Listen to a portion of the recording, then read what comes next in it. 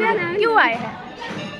यहाँ पे आपको जो भी मन्नत हो आप मांग सकते हैं और वो होता है पूरा।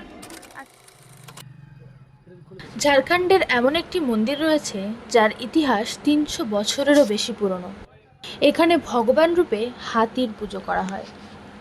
আজ আপনাদের নিয়ে যাব জামশেদপুর থেকে ৩০ কিলোমিটার দূরে বরাম ব্লকের অন্তর্গত লাউজোড়া গ্রামে, যেখানে এই মন্দির শ্রী শ্রী হাতিখেদা ঠাকুর নামে প্রসিদ্ধ। বহু দূর দূরান্ত থেকে প্রচুর মানুষ, প্রচুর ভক্ত এই মন্দিরে আসেন এবং এখানে এসে তাদের মনস্কামনা জানান। কথিত আছে এই মন্দিরে এসে কোনো মানুষ খালি হাতে ফেরত যান না। তারা তাদের মনস্কামনা এই নারকেল বন্ধনের মাধ্যমে করে থাকেন এবং তাদের মনস্কামনা পূর্ণ হলে তারা এই মন্দিরে আবার ফিরে আসেন পুজো দেওয়ার জন্য। স্থানীয় সূত্রে জানা যায় যে অনেক বছর আগে দলমা পাহাড় থেকে এই গ্রামে হাতির দল ঢুকে পড়ত এবং ফসল ও বাড়িঘরের প্রচুর ক্ষয়ক্ষতি করত।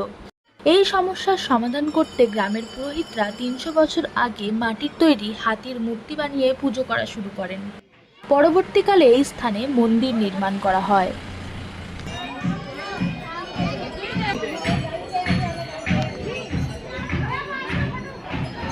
মন্দিরে নিয়ে যাচ্ছে ভেড়া, মন্দিরে প্রচুর ভেড়া বলি হয়। এখানে এখনও প্রচুর ভেড়া বলির প্রথা আছে, তবে মেয়েরা এই মন্দিরের প্রসাদ গ্রহণ করতে পারে না। প্রচুর ভক্তরা তাদের মনস্কামনা জানাতে রোজ এখানে আসেন। মানুষ এখানে নারকেল বেঁধে মানত করেন ঠাকুরের কাছে।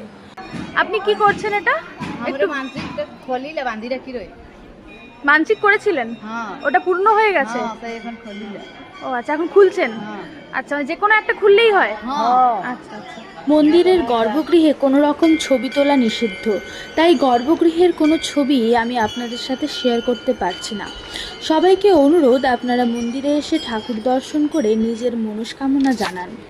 আপনাদের মনস্কামনা অতি অবশ্যই পূর্ণ হবে। এই চ্যানেলে আরও বিস্তারিত তথ্য দিয়ে একটি লং ভিডিও আপলোড হবে। ভিডিও ভালো লাগলে লাইক, কমেন্ট ও শেয়ার করবেন।